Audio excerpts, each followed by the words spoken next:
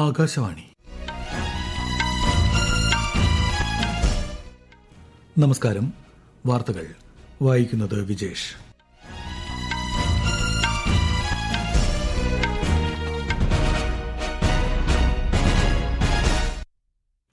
പ്രധാന വാർത്തകൾ.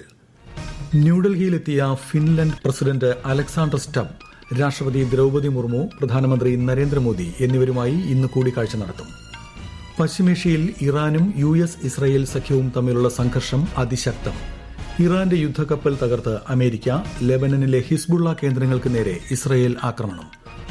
നിയമസഭാ തെരഞ്ഞെടുപ്പിനോട് മുന്നോടിയായുള്ള ഒരുക്കങ്ങൾ വിലയിരുത്താൻ മുഖ്യ തെരഞ്ഞെടുപ്പ് കമ്മീഷണർ ഗ്യാനേഷ് കുമാർ ഇന്ന് കൊച്ചിയിലെത്തും. 2025 മലയാള ഭാഷാ നിയമം സംസ്ഥാനത്ത് പ്രാബല്യത്തിൽ വന്നു. സംസ്ഥാനത്ത് SSLC+1 പരീക്ഷകൾക്ക് ഇന്ന് തുടക്കം. ICC T20 ക്രിക്കറ്റ് ലോകകപ്പിൽ ദക്ഷിണാഫ്രിക്കയ്ക്കെതിരെ തകർപ്പൻ ജയവുമായി ന്യൂസിലൻഡ് ഫൈനലിൽ. വാർത്തകൾ വിശദമായി. ന്യൂഡൽഹിയിൽ എത്തിയ ഫിൻലാൻഡ് പ്രസിഡന്റ് അലക്സാണ്ടർ സ്റ്റബ് ഇന്ന് രാഷ്ട്രപതി ദ്രൌപദി മുർമു, പ്രധാനമന്ത്രി നരേന്ദ്രമോദി എന്നിവരുമായി കൂടിക്കാഴ്ച നടത്തും. ഇന്ന് വൈകിട്ട് ന്യൂഡൽഹിയിൽ നടക്കുന്ന 11ാമത് റെയ്സിന ഡയലോഗിൽ ഫിൻലാൻഡ് പ്രസിഡന്റ് മുഖ്യാതിഥിയാകും. വിവിധ മേഖലകളിലെ ഉഭയകക്ഷി സഹകരണം ശക്തിപ്പെടുത്തുന്നതിനെക്കുറിച്ച് പ്രധാനമന്ത്രിയുമായുള്ള കൂടിക്കാഴ്ചയിൽ ചർച്ച ചെയ്യും. പരസ്പര താൽപര്യമുള്ള പ്രാദേശിക ആഗോള വിഷയങ്ങളെക്കുറിച്ചുള്ള കാഴ്ചപ്പാടുകളും ഇരുവരും കൈമാറും. 4 ദിവസത്തെ ഇന്ത്യ സന്ദർശനത്തിനായി ഇന്നലെ ന്യൂഡൽഹിയിലെത്തിയ അലക്സാണ്ടർ സ്റ്റബിനെ വിദേശകാര്യ സഹമന്ത്രി കീർത്തി വർദ്ധൻ സിംഗ് സ്വീകരിച്ചു. ഉപരാഷ്ട്രപതി CP രാധാകൃഷ്ണനും വിദേശകാര്യമന്ത്രി S ജയശങ്കറും വിശിഷ്ടാതിഥിയുമായി സംഭാഷണം നടത്തും. പശ്ചിമേഷ്യയിൽ ഇറാനും US-ഇസ്രയേൽ സഖ്യവും തമ്മിലുള്ള പോരാട്ടം അതിശക്തമായി തുടരുന്നു. തെഹ്റാനിൽ ഇറാന്റെ ആഭ്യന്തര സുരക്ഷാ കമാൻഡ് സെന്ററുകളിലും ഇസ്രയേൽ നിരവധി ആക്രമണങ്ങൾ നടത്തി. ഓപ്പറേഷൻ എപ്പിക് ഫ്യൂറി എന്ന പേരിൽ അമേരിക്കൻ സേന നടത്തുന്ന ഓപ്പറേഷൻ ആരംഭിച്ച് 100 മണിക്കൂറിനുള്ളിൽ ഇറാന്റെ 2000-ലധികം യുദ്ധോപകരണങ്ങൾ തകർത്തതായി US സൈന്യം അറിയിച്ചു. ഇറാന്റെ വ്യോമ പ്രതിരോധം പാടെ തകർത്തതായും 100 കണക്കിന് ബാലിസ്റ്റിക് മിസൈലുകൾ, ലോഞ്ചറുകൾ, ഡ്രോണുകൾ എന്നിവ നശിപ്പിച്ചതായും അമേരിക്ക വ്യക്തമാക്കി. ലെബനനിലെ ബെയ്റൂട്ടിലെ ഹിസ്ബുള്ള കേന്ദ്രങ്ങൾക്ക് നേരെ ഇസ്രായേൽ വ്യോമസേന നടത്തുന്ന ആക്രമണവും ശക്തമാക്കിയിട്ടുണ്ട്. വിശദാംശങ്ങളിലേക്ക്. ഗാലി തീരത്ത് ഇറാനിയൻ യുദ്ധക്കപ്പലായ ഐറിസ് ദേനയ്ക്ക് നേരെ അമേരിക്ക നടത്തിയ ആക്രമണത്തിൽ 80 ഇറാനിയൻ സൈനികർ മരിച്ചു. വിശാഖപട്ടണത്ത് നടന്ന നാവികാഭ്യാസത്തിൽ പങ്കെടുത്ത് മടങ്ങുകയായിരുന്ന കപ്പലിന് നേരെയാണ് ആക്രമണമുണ്ടായത്. 180ഓളം നാവികരുമായി സഞ്ചരിച്ചിരുന്ന യുദ്ധക്കപ്പലിന് നേരെ ശ്രീലങ്കയ്ക്ക് സമീപമാണ് ആക്രമണമുണ്ടായത്. 78 പേർക്ക് പരിക്കേറ്റതായി റിപ്പോർട്ടുണ്ട്. ഇറാനെതിരായ യുദ്ധം തുടരുമെന്നും അമേരിക്കൻ സേനാ വക്താവ് അറിയിച്ചു. ബോംബാക്രമണത്തിൽ ടെഹ്റാനിൽ വലിയ നാശനഷ്ടമുണ്ടായി. ടെഹ്റാന്റെ പടിഞ്ഞാറുള്ള കരാച്ച്, ഇസ്ഫഹാൻ നഗരം എന്നിവിടങ്ങളിലും ആക്രമണം ഉണ്ടായി.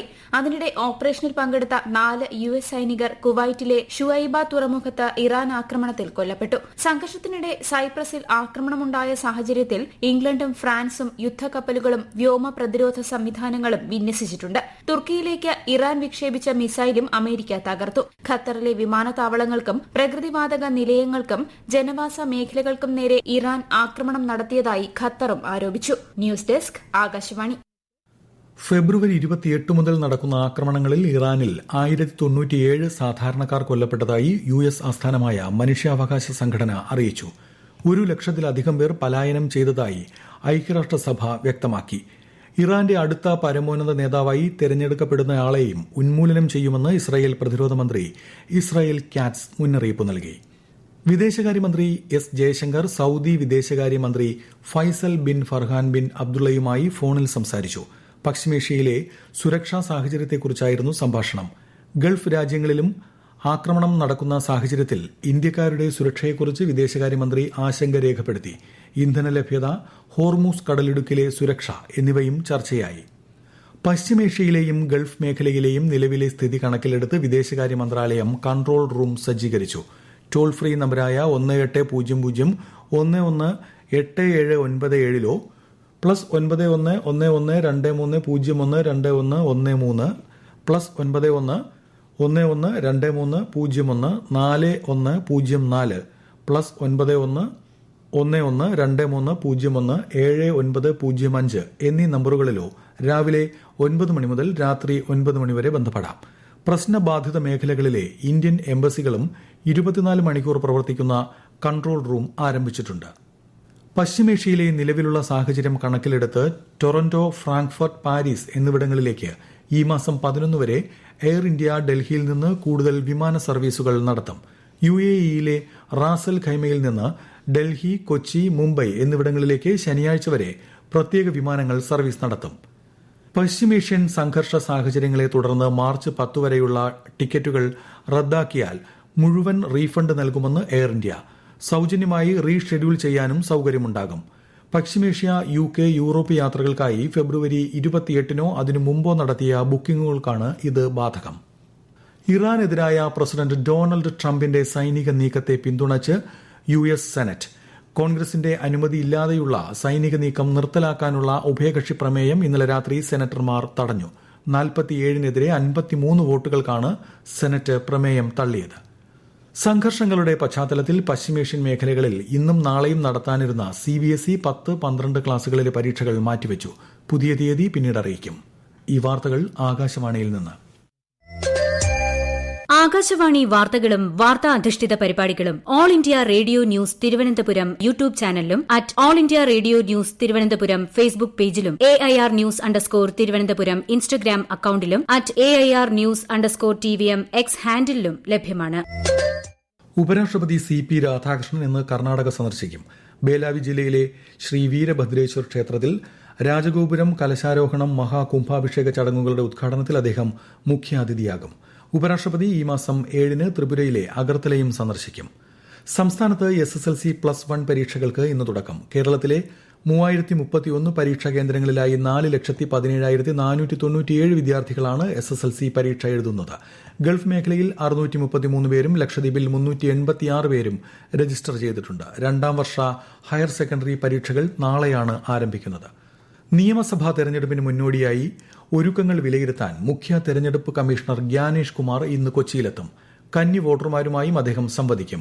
3 ദിവസത്തെ സന്ദർശനത്തിനിടെ ജില്ലാ തെരഞ്ഞെടുപ്പ് ഓഫീസർമാർ, ബൂത്ത് ലെവൽ ഓഫീസർമാർ എന്നിവരുമായി മുഖ്യ തെരഞ്ഞെടുപ്പ് കമ്മീഷണർ ചർച്ച നടത്തും. ഗവർണർ രാജേന്ദ്ര വിശ്വനാഥ് ആർലേക്കർ അംഗീകാരം നൽകിയതോടെ 2025 മലയാള ഭാഷാ നിയമം പ്രാബല്യത്തിലായി. 2025 ഒക്ടോബർ 9-നാണ് നിയമസഭ ബിൽ പാസാക്കിയത്. നിയമസഭയിൽ അവതരിപ്പിക്കുന്ന ബില്ലുകൾ, പാസാക്കുന്ന നിയമങ്ങൾ, ഓർഡിനൻസുകൾ, സർക്കാർ ഉത്തരവുകൾ എന്നിവയെല്ലാം ഇനി മലയാളത്തിലായിരിക്കും. ഹൈക്കോടതിയുടെ അനുമതിയോടെ ജില്ലാ കോടതികൾ വരെയുള്ള നടപടികളും വിധിന്യായങ്ങളും ഘട്ടം ഘട്ടമായി മലയാളത്തിലാക്കും. ICC T20 ക്രിക്കറ്റ് ലോകകപ്പിൽ ദക്ഷിണാഫ്രിക്കയ്ക്കെതിരെ തകർപ്പൻ ജയവുമായി ന്യൂസിലൻഡ് ഫൈനലിലെത്തി. കൊൽക്കത്തയിലെ ഈഡൻ ഗാർഡൻസിൽ ഇന്നലെ നടന്ന ആദ്യ സെമി ഫൈനലിൽ ഫിൻ അലന്റെ അപരാജിത സെഞ്ചുറിയുടെ കരുത്തിൽ ന്യൂസിലൻഡ് ദക്ഷിണാഫ്രിക്കയെ 9 വിക്കറ്റിന് പരാജയപ്പെടുത്തി. ദക്ഷിണാഫ്രിക്ക മുന്നോട്ടുവച്ച 170 റൺസ് വിജയലക്ഷ്യം പിന്തുടർന്ന ന്യൂസിലൻഡ് വെറും 12.5 ഓവറിൽ 1 വിക്കറ്റ് നഷ്ടത്തിൽ സ്കോർ മറികടന്നു. അതേസമയം ഇന്ന് 2ാം സെമി ഫൈനലിൽ ഇന്ത്യ ഇംഗ്ലണ്ടിനെ നേരിടും. മുംബൈ വാങ്കഡെ സ്റ്റേഡിയത്തിൽ വൈകുന്നേരം 7 മണിക്ക് മത്സരം ആരംഭിക്കും. ആകാശവാണി പ്രതിനിധി സുരേഷ് ബാബു തയ്യാറാക്കിയ റിപ്പോർട്ട്. ഇനി പോരാട്ടമാണ്. ക്രിക്കറ്റ് ലോകം ശ്വാസമടക്കി പിടിക്കുന്ന വാങ്കഡയെ ഇളക്കിമറിക്കുന്ന ജീവൻ മരണ യുദ്ധം. 2020 ലോകകപ്പിൽ ഇന്ത്യയും ഇംഗ്ലണ്ടും തമ്മിലുള്ള തുടർച്ചയായ 3ാം സെമി പോരാട്ടമാണിന്ന്. 2022 ഇംഗ്ലണ്ട്, 2024 ഇന്ത്യ സെമി ജയിച്ചപ്പോൾ കപ്പടിച്ചാണ് ഇരു ടീമുകളും മടങ്ങിയത്. 3ാം അംഗത്തിനിറങ്ങുമ്പോൾ ഇന്ത്യയുടെ സ്പിന്നർമാരും ഇംഗ്ലീഷ് ബാറ്റർമാരും തമ്മിലുള്ള ശക്തമായ ബലപരീക്ഷണം തന്നെ നടക്കും. സൂപ്പർ 8-ൽ വെസ്റ്റ് ഇൻഡീസിനെതിരെ കൊടുങ്കാറ്റായ സഞ്ജു സാംസന്റെ മിന്നും ഫോം ഇന്ത്യയുടെ ആത്മവിശ്വാസം ഇരട്ടിയാക്കുന്നു. ടീമിനെ ഒറ്റയ്ക്ക് തോളിലേറ്റി വിജയത്തിലെത്തിക്കാൻ കെൽപ്പുള്ള ഹാരി ബ്രൂക്കാണ് ഇംഗ്ലീഷ് പടയുടെ നായകൻ. രാജ്യത്തെ 10 സംസ്ഥാനങ്ങളിൽ ഒഴിവ് വന്ന 37 രാജ്യസഭാ സീറ്റുകളിലേക്കുള്ള നാമനിർദ്ദേശ പത്രികാ സമർപ്പണം ഇന്ന് അവസാനിക്കും. നാളെയാണ് പത്രികകളുടെ സൂക്ഷ്മ പരിശോധന. ഈ മാസം 9 വരെ പത്രികകൾ പിൻവലിക്കാൻ അവസരമുണ്ട്. മാർച്ച് 16 നടക്കുന്ന തെരഞ്ഞെടുപ്പിന്റെ ഫലപ്രഖ്യാപനവും അന്നേ ദിവസമുണ്ടാകും. പ്രധാന വാർത്തകൾ വീണ്ടും. ന്യൂഡൽഹിയിലെത്തിയ ഫിൻലൻഡ് പ്രസിഡന്റ് അലക്സാണ്ടർ സ്റ്റബ് രാഷ്ട്രപതി ദ്രൌപദി മുർമു, പ്രധാനമന്ത്രി നരേന്ദ്രമോദി എന്നിവരുമായി ഇന്ന് കൂടിക്കാഴ്ച നടത്തും. പശ്ചിമേഷ്യയിൽ ഇറാനും US ഇസ്രയേൽ സഖ്യവും തമ്മിലുള്ള സംഘർഷം അതിശക്തം. ഇറാന്റെ യുദ്ധക്കപ്പൽ തകർത്ത് അമേരിക്ക. ലെബനനിലെ ഹിസ്ബുള്ള കേന്ദ്രങ്ങൾക്ക് നേരെ ഇസ്രയേൽ ആക്രമണം. നിയമസഭാ തെരഞ്ഞെടുപ്പിന് മുന്നോടിയായുള്ള ഒരുക്കങ്ങൾ വിലയിരുത്താൻ മുഖ്യ തെരഞ്ഞെടുപ്പ് കമ്മീഷണർ ഗ്യാനേഷ് കുമാർ ഇന്ന് കൊച്ചിയിലെത്തും. 2025 മലയാള ഭാഷാ നിയമം സംസ്ഥാനത്ത് പ്രാബല്യത്തിൽ വന്നു. സംസ്ഥാനത്ത് SSLC+1 പരീക്ഷകൾക്ക് ഇന്ന് തുടക്കം. ICC T20 ക്രിക്കറ്റ് ലോകകപ്പിൽ ദക്ഷിണാഫ്രിക്കയ്ക്കെതിരെ തകർപ്പൻ ജയവുമായി ന്യൂസിലൻഡ് ഫൈനലിൽ. വാർത്തകൾ കഴിഞ്ഞു. അടുത്ത വാർത്താ പ്രക്ഷേപണം രാവിലെ 11 മണിക്ക്.